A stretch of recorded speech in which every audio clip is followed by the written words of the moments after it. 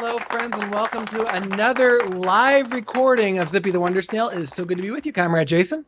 Hey, Tim, how's it going? I'm doing well. I'm so glad. The only thing I'm not glad about this episode is that, while it's not going to be the last live recorded episode that will be appearing online, it is the last live recorded episode that we're doing over the summer, and I'm not glad about that. Plus, you have to dodge that incoming lawsuit from Jim Nantz since you're stealing his catchphrase for the 10th week in a row. Well, I'm going to make sure that he sees that you wrote the script for that. I'll go ahead and forge that. Oh, I see. Yeah. Well done. Well done. Yeah. Well, I do what I can. And friends, we're so glad to be with you, two Christian guys, zipping through the news and culture that matter to you. Lighthearted beginning such as it is aside, we do want to start this episode talking about something heavy. Thankfully, this is not something that we have to talk about on a regular basis on Zippy the Wonder Snail. I hope it never is. But this episode, we're recording the day after the assassination attempt on President Trump, and that's a heavy thing upon our nation, our world, and something that we really need to talk about, don't we, comrade? Yeah, what a terrible thing. And we don't know a lot about the guy who did this as yet. But he died as well. And there was one other innocent who died. He was a father of at least one daughter. I saw her post on Facebook praising her dad as like the best dad ever, and a believing Christian. I believe his name was Corey. I might have to look it up, but he was only 50 years old. It was really sad. And whatever this guy's beef with Trump was, this other guy had no part in that. So that's, evil and sad and all sorts of things. And we're thankful that President Trump is okay. And one thing we for sure wanted to say is we both renounce political violence of all kinds. And this should have no part in our political system, and it does not matter what side you're on or who you favor. The beginning and the end of a functioning representative constitutional democracy is a commitment to nonviolence. So this is horrible. This happened, and I agree with Speaker Johnson and Speaker Pelosi and several others who said we need to turn down the temperature a little bit on the rhetoric and get to the bottom of who this guy was and try to prevent anything like this from happening again. Yes, yeah. The turning down a temperature, it's something I can't say I'm overly optimistic is going to happen, but I think what we've been watching, especially it feels like over the last decade or so, is a constant attempt of each side to up the ante on political rhetoric against the other side. And we see this building and this continued emphasis on hatred of each other, right? We've gone from a past where, sure, the political parties opposed each other, but there was a lot more camaraderie, to where we often are presenting the other side as an existential, utter threat to everything that is good and true in American, and they want to kill kittens and apple pies. And it certainly should be, and we hope, a reminder that that's not, I think, what any of us really want our nation to be. It certainly, as Christians, not what we should be aspiring to encourage. And I think, again, I'm not overly optimistic, but I do hope that maybe it's a chance for a reset. And I mean, it starts with us. Whether or not we can convince everyone else to, as we say, lift up holy hands for all of those in authority, and show proper respect to the governing authorities and everything that we see in Scripture. Yes. But it starts with us. Yeah. Absolutely. We kind of teased this slogan when it came out, but yeah, I think it was Gandhi that said, "Be the change you want to see in the world," and Obama got hold of that a while back. Well, we have to be the change we want to see. We know who Christ is asking us to be. We just have to do it, Yeah, you know? absolutely. So Um, let's start with that and be thankful that, except for the one guy, the one father, everybody's okay. There are two people also seriously injured, so we need to pray for them. yes. But it could have been a lot worse, and hopefully we won't have anything like this again that we need to talk about. Yes. I suppose this is the second significant attack against a particular individual concerning political violence in this last little period. Obviously, I heard some of the coverage last night, and I think they were missing the fact that it's certainly not the first time this has happened, right? Because we've had multiple presidents assassinated, most recently President Kennedy. We've had plenty of assassination attempts, including the successful shooting of President Reagan. Thankfully, he was okay; he recovered. But I mean, someone managed to shoot him. So we've had those sorts of things. But just in this last little period, we had the attack that was intended for Speaker Pelosi, the then Speaker of the House, that was then focused on her husband, who has injuries that I believe are going to remain the rest of his life from that attack. Right.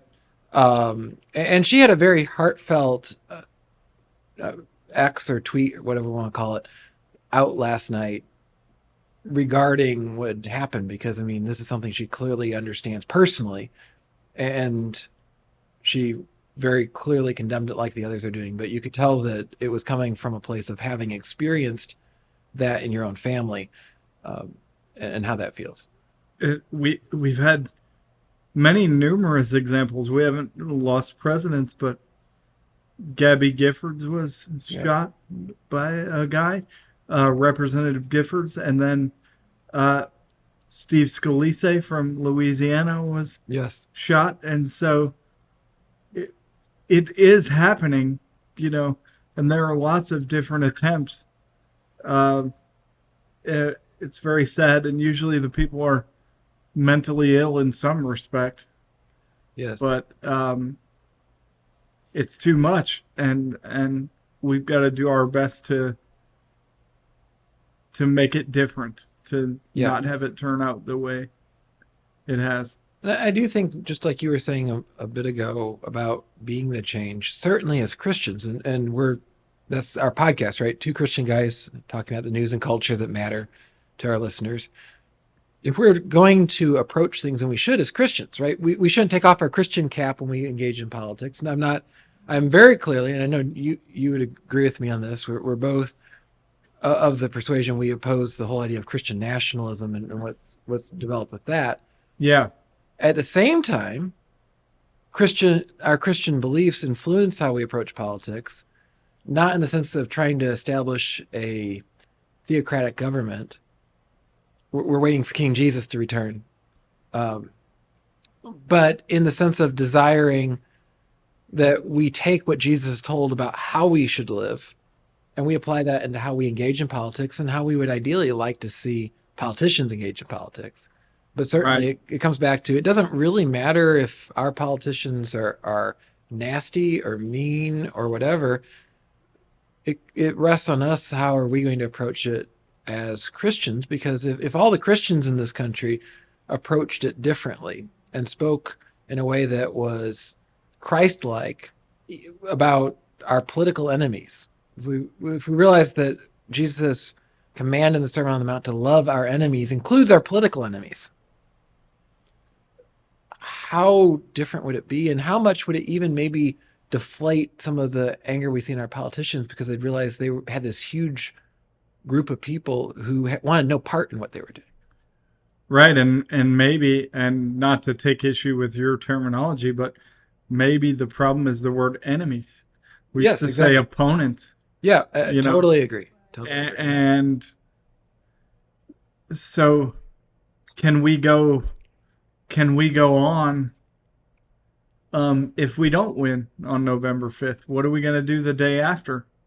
You know, um, I know that it's customary for the losing politician, to say, "I will work with so and so to do that," but then they go into another political speech about how they're going to continue fighting for all the things that just lost, and so um, that civility has to be matched with action if we really believe that we've got to do better than we've been doing.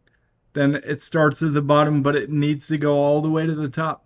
Yes. And that's just American. Yeah. That's just American. I remember I wrote some pretty frisky columns back in the early 2000s for the College Republicans, but I remember um, chastising the Kerry supporters. This was the Bush-Kerry election in '04, acting like they were all going to the gulag if George W. Bush won the election, and how unreasonable that is, because there's people that actually lived in countries with gulags, and we don't have that, you know. Yes. Thankfully. Now, it doesn't mean we shouldn't be vigilant for those kinds of overreaches and things like that, but we still have a participatory democracy. And the other thing about participation is it requires cooperation. Meaningful democratic participation always requires participation from people on both sides. Yes. And we need to get back to that. We need to remember that. If we're going to volunteer at the polls, or we're going to, if we're going to organize people to go and vote for our preferred candidate or whatever, just know that we're doing that for everybody, even if we haven't thought about that in a while. You know? It certainly is a wonderful opportunity in that, if we could do that. And like you said, what happens the day after the election? One thing that sort of become a little tradition of mine, I'll post something on social media the day after, just putting on my pastor hat and saying, let's pray for the new president. We couldn't do that last time because, it was several days later that we actually had a result established. It was like 3 or 4 days before it was generally accepted. And of course, went on beyond that. That's another segment. But I've tried to do that. I think I've done that actually since maybe even the first time President Obama won. And then when President Trump won 8 years later. And certainly when we finally, at some point in the Electoral College process, I wrote a number of pieces on Open for Business this last election. And, we need to pray for President Biden. I think one thing that we can do, and I hope we do as Christians going into this election, is whether we feel great about the election results, whether we hate them, the best thing we can do, and we'll get back to this at the end of this show, is pray for them. And I think on that note, show confidence that we serve the risen Lord who, whether we have President Biden for another 4 years or we have President Trump for another 4 years. And it sounds kind of funny I can say for another 4 years on either of them, but whichever one goes back to the White House for the next 4 years. Paging Grover Cleveland. Yes, yeah. Yeah. It was so good 100 plus years ago. We'll do it again. Whichever one we have, we need to pray for that president, and we need to genuinely act like we believe that Jesus is still on the throne either way. Yeah, that's just it.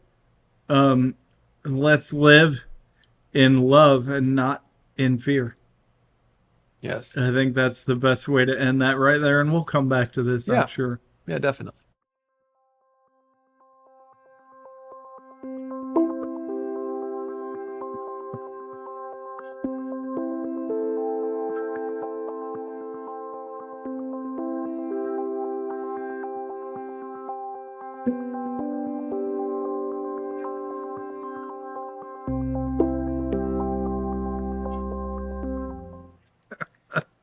Don't you feel peaceful now, comrade? I feel like you shouldn't have any more coffee. Well, as long as I'm enjoying my coffee and my Izzy, although Izzy doesn't have any caffeine. Yeah, It- it's good though. we're making jokes, but we're doing that using English. And Presumably. presumably, on this show, at least, we're doing that. And sort of tying that into our last segment, one thing that someone listening to us may have noticed that we both do differently, but it goes back to what I remember learning back in language arts in grade school, is that there was a particular way you addressed a president, and several other offices, like for example, Speaker of the House, same custom, that you continue to apply the title to the person after that person leaves office. So, for example, the way I always learned it there, I mean, we had, I'm trying to think who all was still alive when I was born, but you had, of course, let's see, Nixon was still alive. So President Nixon, we had President Carter still alive. President Ford was still alive. Um, President Reagan was in office when I was born. Then you had President Bush, President Clinton, President Bush again, another Bush. Then we had President Obama, President Trump, and of course, all those hadn't been in office at that point. But the thing that I learned was, if you were talking about president, and of course that also goes for presidents who had already passed away, Yeah. you referred to them as President so and so, right? If I'm talking about President Roosevelt, he's President Roosevelt. I don't say former President Roosevelt. I say President Roosevelt. And something I'd noticed, and it was just sticking in my craw, was that there seems to be this trend now where we refer to former presidents by the title former president rather than just giving them the proper honorific of President so and so. And that bothers me, comrade. There might be some of that animosity coming in there that reflects that convention, because there's so many people. It was fashionable for a few years though there, and it started with Bush and it just ballooned to say he's not my president, Yes. or even on the good side they'd say that's my president. And so you wouldn't give the president title to the. So far, we've had only guys. Okay, well, we're gonna have a woman president sooner or later. We don't say Mr. President or President Trump or President whoever. And I think you're right. We need to get back to that. The only defense that I could think of, which I thought of before the show, is that there was some dispute about the most recent elections because they've been very close, in a lot of states, and you're trying to distinguish from the one who's sitting in office from the one who was sitting in office. But then again, not accepting the results is a hallmark of, again, not using the honorific president whoever. So again, we need to have, I would say, a better attitude. I would say for us Christians, a better Christian attitude about what God is up to, even though a lot of this stuff is our own nonsense we shouldn't blame God for. But let's act like the adults we are, and act formal. And even, dare I say, I'm sounding like you again, but the people not helping us in this regard are the national media, because their bias is usually fairly evident to most people. And if they choose not to accord respect to somebody, or if they choose to focus on a particularly unflattering story or an aspect of a story, or if they even plan to leave out true contextual details of a particular story, they can frame the way ordinary people think, and write and interact about whatever goes on. So that's a problem as well. I know that's a bigger discussion than just a linguistic thing that you started with, but it's all the same. Yeah, it all comes together. I mean, the changes that we're seeing in our language more generally are all being influenced by the different ideological waves that we have going through our culture. Another one, and I'm trying to remember exactly how I heard it. It was actually concerning an upcoming Cardinals game, and they were doing some kind of sponsorship that was about raising funds or food for food banks in town. Yeah. I'm trying to remember the exact term they used. It was something like we were trying to help people with nutritional impairment or something like that. Yeah. And it struck me because what they were really trying to say is we're trying to help people who are hungry. Yeah. But we've become so touchy in how we use language. I know. I mean, I'm not saying anything new to get on the hobby horse of attacking our politically correct language, but I think it shows on all these things how we're making our language less useful. Because to say every time I refer to President Trump, former President Trump, just makes the language harder to actually get through, and then you just cut off the honorific in general, and it leads to Just degrading civility and so on. yeah. And if you're trying to help people who are starving in the community, talking about nutritional impairment or something like that, it sounds like they have some kind of intestinal disease. Yeah. They just need food. Yeah. If they need food, they're hungry. It's yeah. Yeah, and it just strikes me there's so many cases where we see that sort of thing now, where we've made stuff so convoluted because we're trying to drive home an ideological point or not offend someone or whatever, um, that there's common sense ways to say things that shouldn't be offensive, that should be straightforward, that we now can't even say. And I think what we'll come to agree on is that when language is imprecise or when language leads to confusion in service to sensitivity or something, then we need to get rid of it because communicating is about being understood, to understand and to be understood. Right. So um, there's nothing wrong with being diplomatic, showing compassion, those types of things. But let's communicate clearly. And because when I was a little kid, it was sanitation engineer. Mm-hmm. And one of the arguments that you can make is, well, if we stopped disrespecting the garbage man, we could just say garbage man and be done with it. He doesn't. Right. The only reason we're trying to make him sound more important is that somehow we say, oh, he has to have a management job or he has to have a college degree to be important. Why don't we just tear down the barrier of deciding who's important and who's not and then say what we mean? Mm-hmm. I'm thankful for the guy that picks up my garbage or the woman who picks up my garbage if it's a woman. I'm thankful for my male person that, they don't need to be making six figures in New York City on Times Square to be important. Right. Everybody's important. Everybody has a dignity. And we're Christians. Of course, we believe that. Everyone has an invaluable dignity given by God, not so much centered in what they do.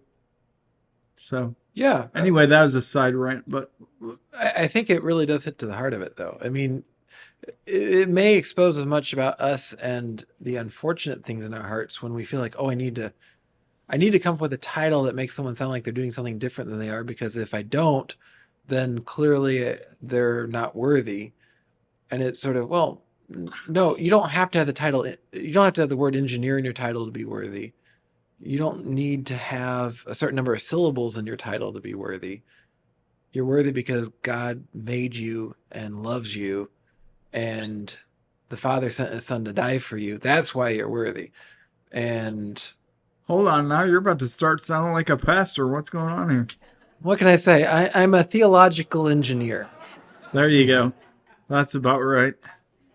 But I think, I mean, I'm just, you got to the heart of that already. I mean, that's where we need to rest. And if we do that, then maybe instead of trying to come up with highfalutin titles, we could instead just actually love people. Bold strategy. We'll see if it works out for him. Well, stay tuned.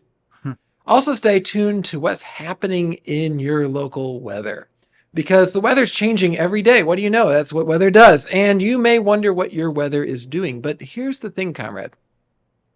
Did you know that every time you go to a place like weather.com and check your weather, that they are feeding that information into the monsters of Big Brother, the different tracking software that packages up information about you so that it can be sold? You are being turned into the product every time you go to one of the major weather sites.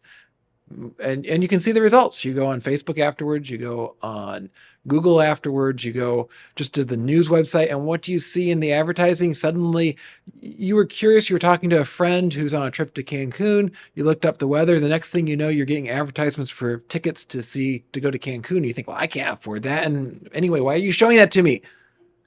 And you know what has happened? Comrade, you've become the product. And by the way, I still see 4 lights. There are only 4 lights. Yes. There are not 5 lights. Yeah, we have stage lights here, and of course, our Trekkie friends know exactly what that's referring to. And you don't want to live on Cardassia, do you, comrade? No. No, of course you don't want to live on Cardassia. And so one way you can stand up against the future of the Cardassian Union here on Earth is by going to faithtree.com/weatherdesk. That's faithtree.com/weatherdesk. Check your weather someplace. It's not going to turn you into the product. Rather, we are going to share the weather with you, and just be grateful that you came and share scripture when you come. Yeah, man, those aren't the cookies that I like necessarily. Different cookies. Say no to those cookies. Get a bag of Famous Amos instead. How about that? Fair enough.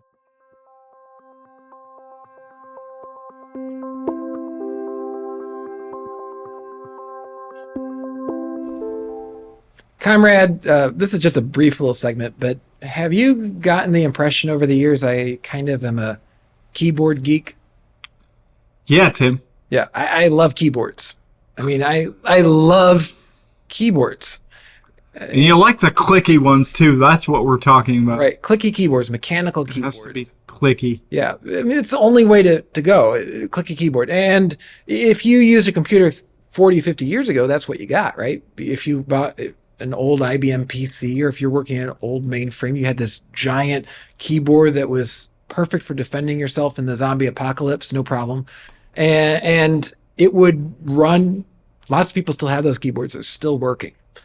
They're that good. But then everyone figured out how to cheapen keyboards. You got these ones that basically now are a printed circuit board with some silicone on them that presses up and down, and they call that a keyboard. Yeah, the new Apple ones, they don't even make sound. It's not good. Yeah, I mean, keyboards have just gotten a lot worse over the years. And so there's this whole realm that's reappeared over the last 10, 15 years or so called the mechanical keyboard. That is where people are making keyboards like they used to make them. And one of the companies, actually the company I believe that really could be credited with bringing that back into the mainstream in the late 2000s, I suppose, was Das Keyboard. A company called Metadot that is behind it. And they started making keyboards that looked modern, had modern conveniences like a volume control and play and pause buttons and all that sort of stuff we expect on keyboards. Yeah. But each key had a switch in it. And now lots of people are doing it. But a few years ago, you said, I want a mechanical keyboard. And most people looked at you and like, what in the world are you talking Yeah, about? do you want a horse and a cart too while you're at it, you know? Exactly. And now it's a trendy thing. And part of that's gamers. Gamers love mechanical keyboards because they can shoot their weapons faster and so on. But people may or may not know that follow the podcast. I actually have a whole review guide of some of my favorite mechanical keyboards over on Open for Business. I'll put it in the show notes.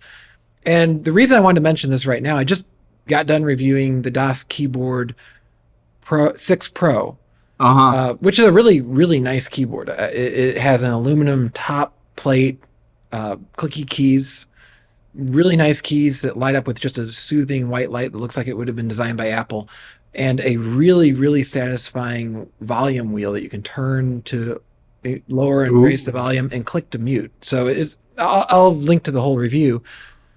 Oh, is this a testy, Tim? It is a Testy Tim review, Yeah, yes. I was testy with it, and I've reviewed a number of their keyboards, and I consistently find they don't have all the features that some of them do, but I find there's something very, very satisfying about a DOS keyboard. It's a just very solidly built keyboard.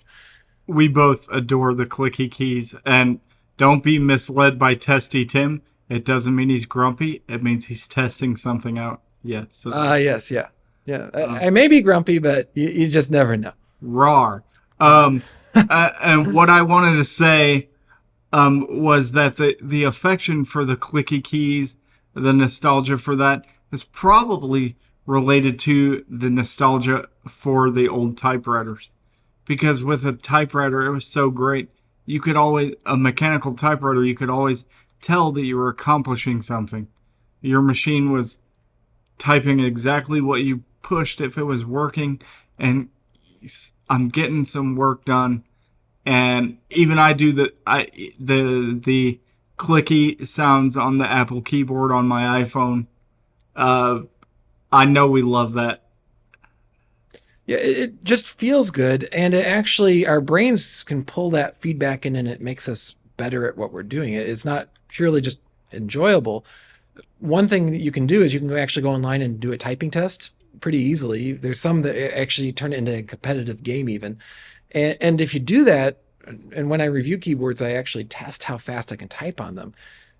I can type notably faster when I'm using a mechanical keyboard than, say, a standard laptop keyboard or a standard keyboard, even a full-size one that isn't mechanical. That feedback, that the clicking and the movement where your fingers can go down further on it and so on, it really does make a genuine difference.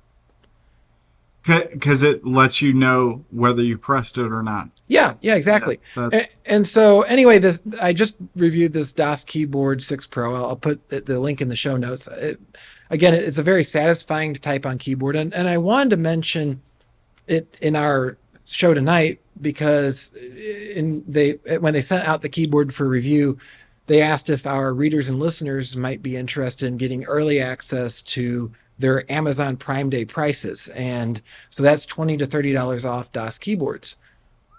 Yeah. And just to be clear, we're not getting any kickback for this. We're not going to get a dime for mentioning this. We just are intrigued by these keyboards, and we want our listeners to be able to benefit from it. So that will be in the show notes as well. And we do this with a lot of things that we like. We don't get paid, although there'd be nothing wrong with doing that per se. But we just like the things we like, and so we're ready to, if we find something that we really love, we're ready to give the credit and call it out and say thank you to that company for doing that. So yeah, absolutely. And I wanted to mention before we move on, the noted journalist Peter Jennings, may he rest in peace. He could type so fast. He only typed with 2 fingers, but he could type 120 words a minute with 2 fingers. No kidding.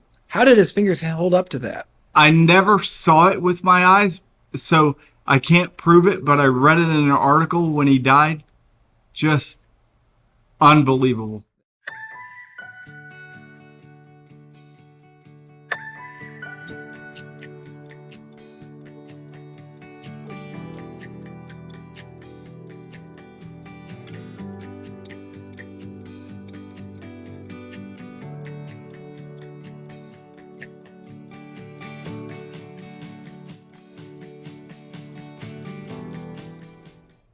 Comrade, we know the real sport. We've been talking at the Olympics, but we know there's a real sport, right? The one true sport. The one true baseball. sport. Cardinals baseball. Yeah. Exactly. Cardinals baseball. That is the true sport. And, well, what do you make of our Redbirds? Well, they're on fire, Tim. The last time we talked about this, I needed to encourage you to talk you off the ledge. Yeah. And now the Cardinals themselves have walked off the ledge and started playing like a real team. Since Mother's Day on May the 12th, the Cardinals are now 14 games above 500. That is amazing. With the best record in the league since that time.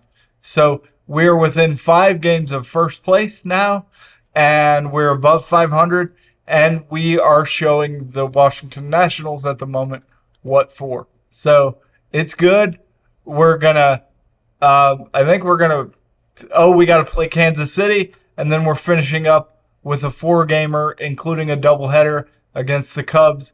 and then rolling into the All-Star break, which, thank goodness, they need a break, and we always play better in the second half anyway. So there we go. Yeah, I'm glad you talked me off. I was about to jump out that one-story window there a few weeks ago. It was bad. You know, I always fall out the window when you preach, so. Well, you know, I try to make sure you get rested. I know you're on summer break as a teacher. I have to help out.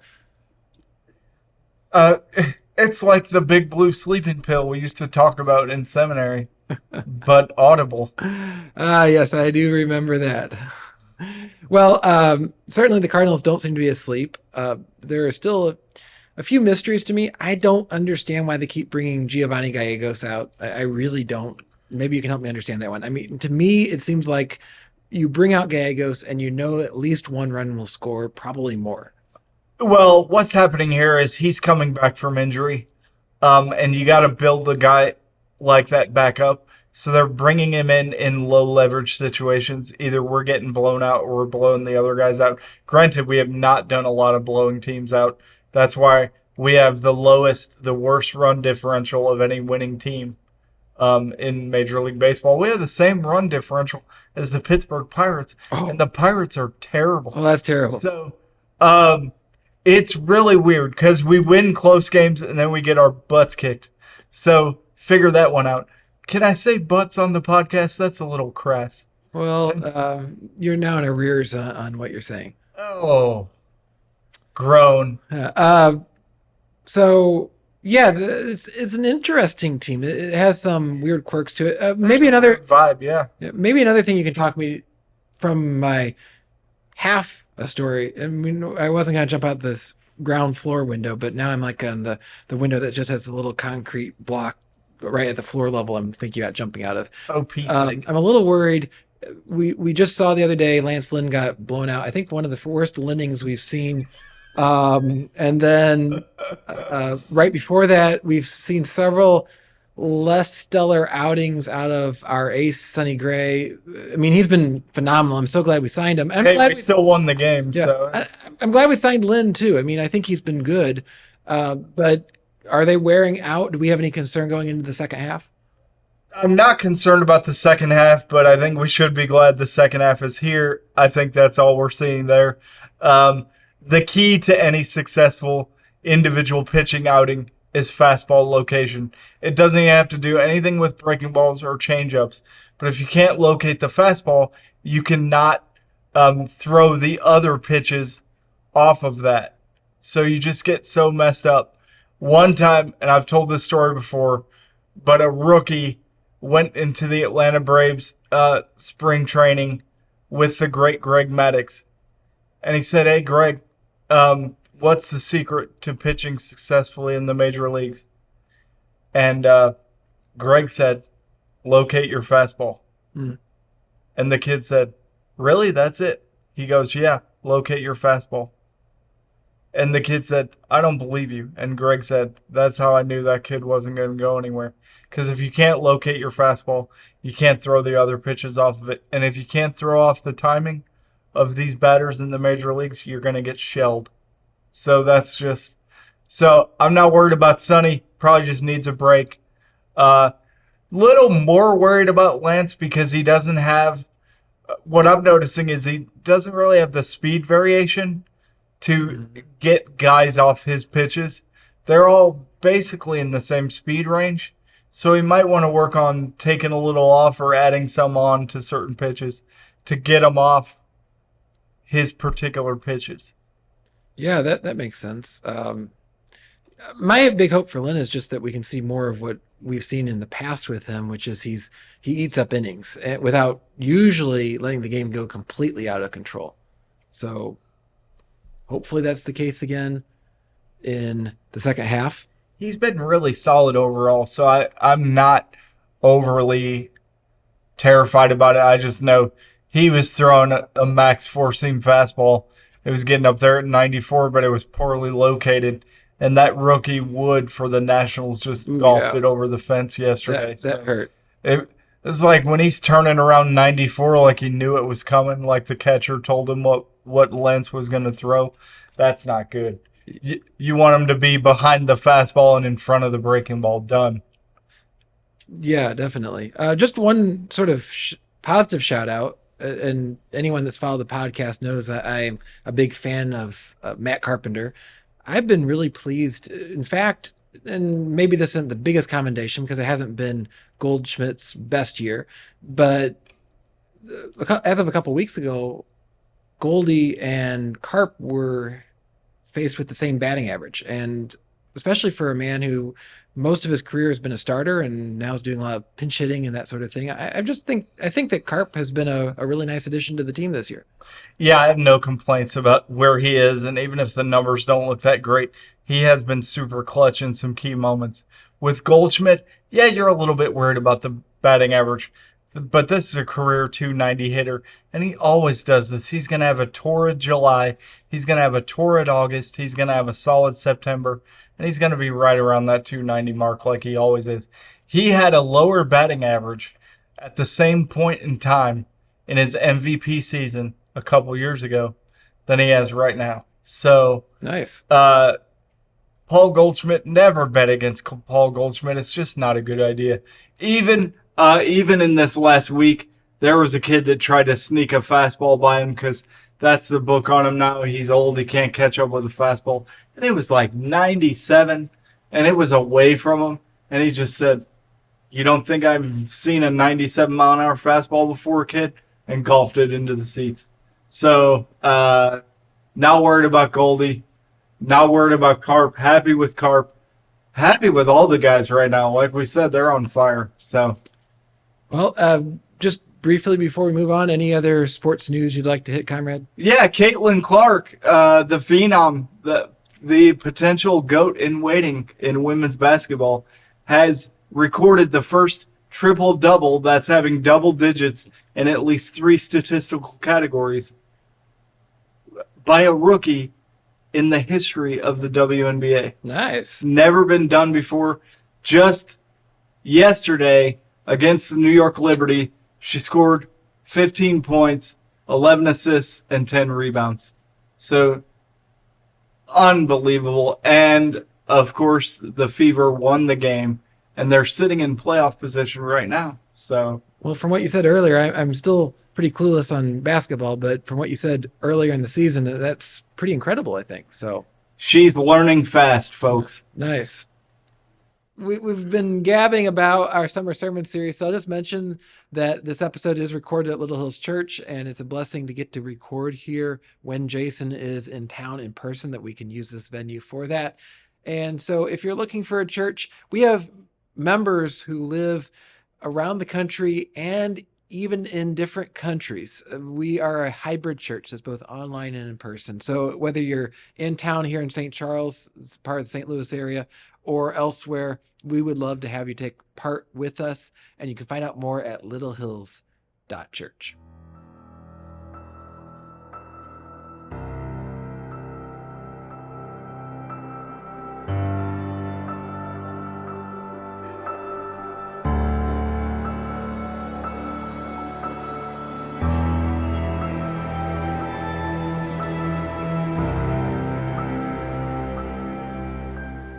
Well, comrade, we do come to our Bible segment, and we wanted to come back really to something that we started out the show with. We talked about the assassination attempt on President Trump, and whether we're talking about President Trump or we're talking about President Biden, we're talking about President Bush, we're talking about President Obama.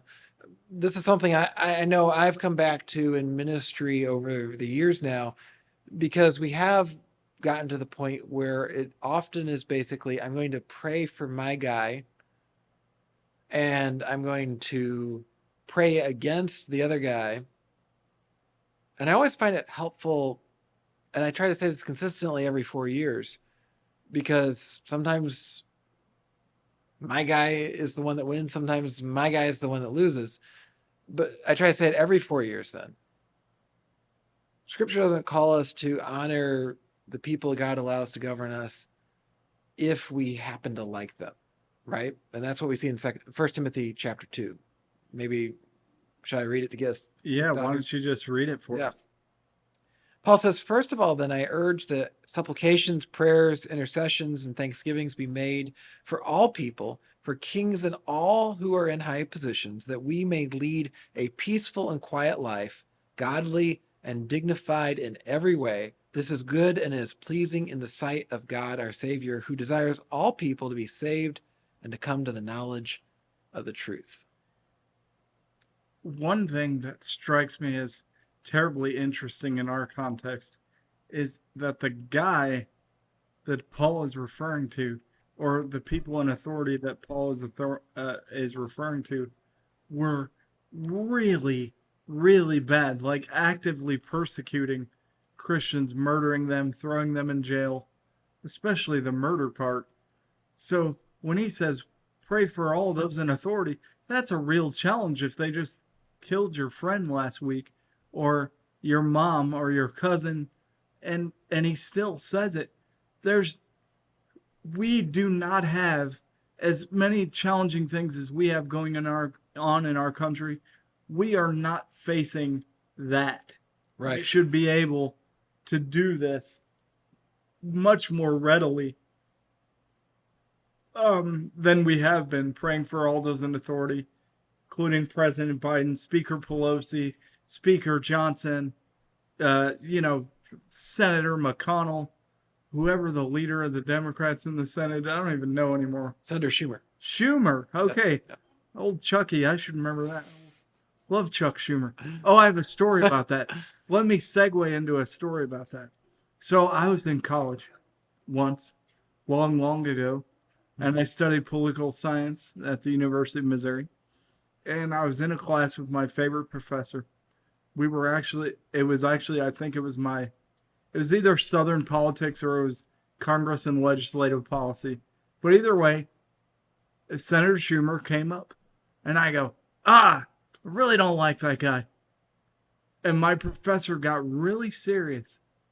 And he said, hey, you may not agree with Schumer, but he tries really hard and he does good work for his constituents. And I don't want you to talk that way. And I keep going back to that because I haven't really disclosed many of my political beliefs on the air, but I have no particular just natural affection for Chuck Schumer. But every time I get a chance to be like grumpy about Chuck Schumer, I just remember what the good professor told me when I was in college. Like, because he wasn't personally connected to him either, but he said, does good for his constituents, and he tries hard. And I thought, okay, when have I ever thought that about anyone? They try to do their best. They make a good effort each day. Maybe if we knew that, we would be a little more gentle on some of our leaders. Yes, yeah. I think in a way this kind of goes full circle with how we did begin, right? Because we were talking about trying to tone things down.